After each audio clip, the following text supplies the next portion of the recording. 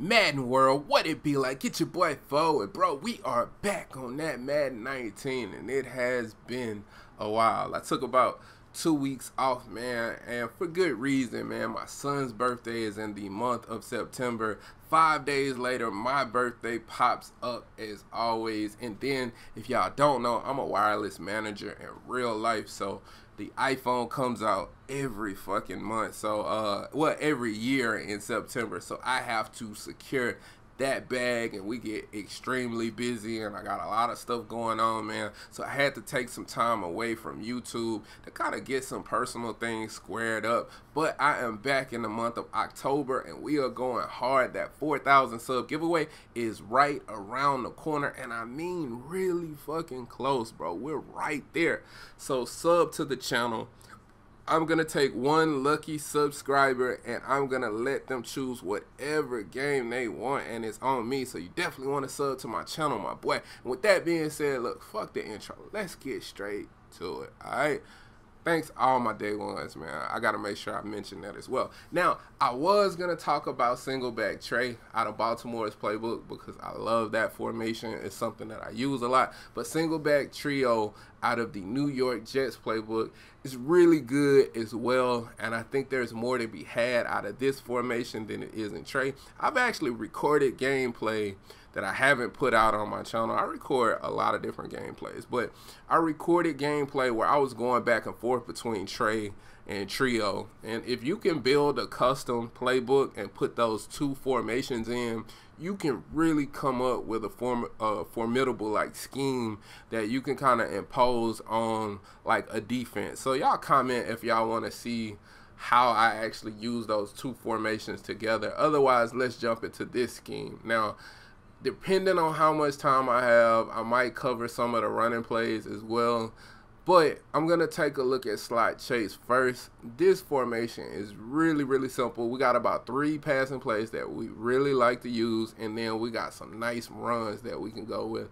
And it's very, very simple, straight to the point scheme. Has some stuff that you can actually use. Has some stuff that's sort of glitchy too. So let's jump into it. Now y'all know I'm going to put a cover 4 drop on the field. Cover 4 quarters is and we like to make sure that we're covering cover 4, cover 3, cover 2, and man coverage as well, because if we can understand our base coverages in the game, we can pretty much break down any defense. So with this, we can kind of see the play art here. The notable route would probably be the circle route on the chase. And we're going to audible out of that a lot because it's good and bad depending on what you're doing. It's like one of those routes that'll stop in the middle of the field if it runs into a player, which sort of sucks. Now, if it kept going across the field, it'd be great. But it doesn't do that all the time, so I like to audible out of it a lot because of that. Now, what's great about this play is, and the reason why I started with this, is because it's a good staple for this formation, because you can just put this circle Tyreek Hill on the out route, and you can just quick snap the ball. The running back is already blocking for you, and you can shift the defensive line or try to like ID the mic on a specific player like real quick. It's just a real simple setup. You have a mesh combination with a streak and a drag with Kelsey and Watkins, and then you have my comeback out route that I love so much that all my day ones know about. But if you're new to my channel, we'll talk about it. So let's go ahead and focus on that. All right, now we'll snap the ball, and you can see right here where that curl flat actually plays the out route. Now, you saw that it was non-base aligned, so you might be thinking, well, he jammed triangle, blah, blah, blah. So let's go ahead and base align right here, and then we'll show you how the curl flat is going to react, okay?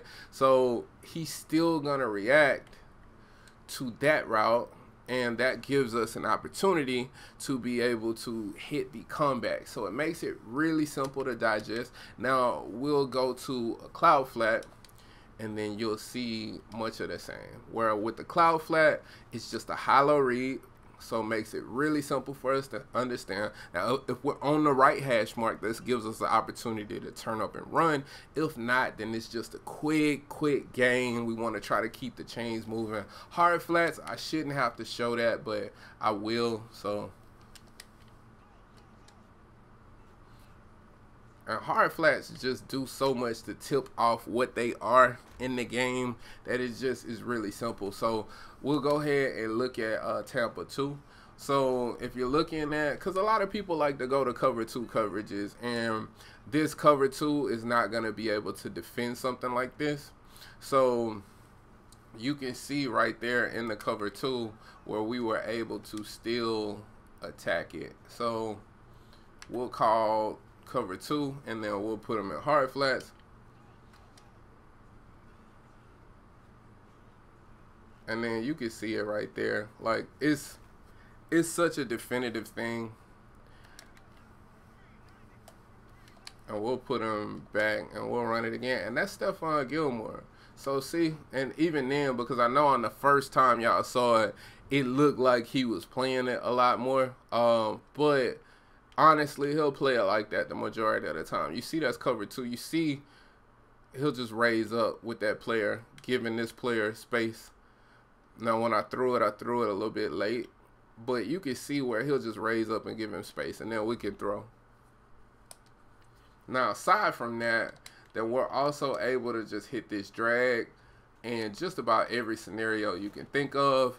For a quick 5 to 10 yard gain, depending on what type of defense that we're seeing. So you'll see we'll put it in cloud flats now, and now those cloud flats are going to raise up. That gives us an opportunity to turn up the field, make a play. Now, ideally, maybe you could have somebody like Tyreek Hill right there, but I actually like him for a completely different play in this game to be at the circle.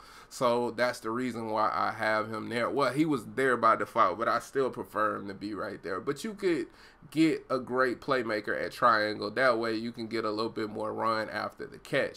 Now, if they're in like a lot of different like cover 3s and they like to play cover 3, you can add a couple of variations. Now, one of the variations that you can add is you can motion this player over. Now, you don't have to worry about tipping off with the motion, because some of our running plays, we actually like to motion players over as well to get additional blocking, so they don't know whether or not you're going to run or whether or not you're going to pass. So we would motion this player over, and while we're motioning him over, we drag him, and then we snap when he comes across the field right there. That gives us the opportunity to throw back behind. Now, even with that being said, and I'm not going to try to keep running the play over and over again, but a couple of things I want to point out. So this mesh concept works better when you have a player on the right side of the field. So now I'm able to throw this player open easier just about in every single zone, unless they're playing hard flats. So curl flats, cloud flats, everything will now start to pull up with the tight end simply by me motioning this player over. When nobody's on that side, that curl flat will tend to like sit. But when you motion a player over, I don't know why, it's just programming. He decides to play back a little bit more. That gives me an opportunity to hit here, or I can hit back behind here. Or if I wanted to, I could actually very early in this play dump this ball off as well. So just throws them off. Now, you don't get much out of this if you throw it, but it's just still kind of throwing them off. So you still have all of that open. Now, if they're looking at a cover 2, I hit the wrong button. But anyway, if we looking at cover 2, let me try to get this back on the field for y'all. Then another variation that you can run, and I already showed y'all the original variation, but another thing you can do in cover 2 is you can drag square, and then you can streak triangle, and that's against a cover 2. This is a good setup for cover 2 because you have that drag that you can hit, and then you have Hill as well that's going to come over the middle of the field, and see, he's going to get wide open. Now, if, and let's go back real quick and look at the replay. So as you can see, that drag's going to get just butt naked, like right here, and we can just drop the ball off and go with that. Or you can see this player is going to come open. Now, this player that should be in the middle of the field right here, if he does not go deep and it's a user, right? And the user's trying to take away this route that's coming back over the middle. You simply split the defense right up the middle with your tight end. Boom, right here. And then you would hit that. It's just making sure that you can read, but you have 3 options against the cover 2. Now, that's the way that I would handle cover 2. If we're looking at like man coverage, what's interesting about this is a lot of people like to play 4-3, 3-4, 4-6, shit like that this year, because of the blitzing. Like a lot of people run 4-3, to be honest, and you see some 3-4. But when you're seeing defenses like that, or if you're seeing man, and I'll show you against a linebacker, and I'll also show you against a cornerback. But something glitchy about this is, say they're in, they go to man coverage. If they go to man coverage, then the tight end on the right side will go man up the triangle route. So that means the inside circle receiver, which is Tyreek Hill, is now being defended by a linebacker, right? So if I motion him over, because I can also motion him over and snap, depending on if I'm running an HB toss, something like that, then we get this action. Pay attention to him. Look at that. So that's glitchy as shit, right? And look how fast he is. I might house that. So let's go ahead and motion him over, and then we'll get a cornerback to guard him. So now we're going to get a cornerback on him, so you can see it right there. We're going to leave him on that little slot route. And look, same exact thing. And you have potential to house that. And we know the comeback route against man coverage is going to be good. So that's not going to be like really an issue for us either. Really, it's just the issue of trying to make sure that we can pick up pressure for the most part in this particular like offensive set, because to be honest, like that's the only thing that can really slow this down. So we'll go ahead and go back outside, and then boom, you see we can throw to the outside right there. You want to make sure you have a good route runner. I got Conley versus Stephon Gilmore, and I still won. You got a better route runner right there, you'll get way more separation. But it's just a really good solid play. Look at what that drag did. Look at how he just left him, man. Like, so that's something that's interesting. So you got both of these players like working in your favor.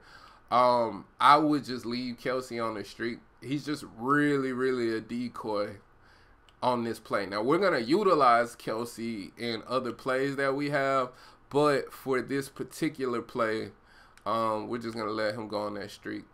So hopefully this was helpful. This is a good place for us to start in this scheme out of Singleback trio, but it works out really well for us. And when we start to scheme out our HB toss and our HB stretch and our dive and our boot and all of this other stuff that we have, this formation ends up being very nice, very nice. So like, comment, and subscribe. Hit that notification bell as well so you can know when we post. And as always, respect the OGs. Peace.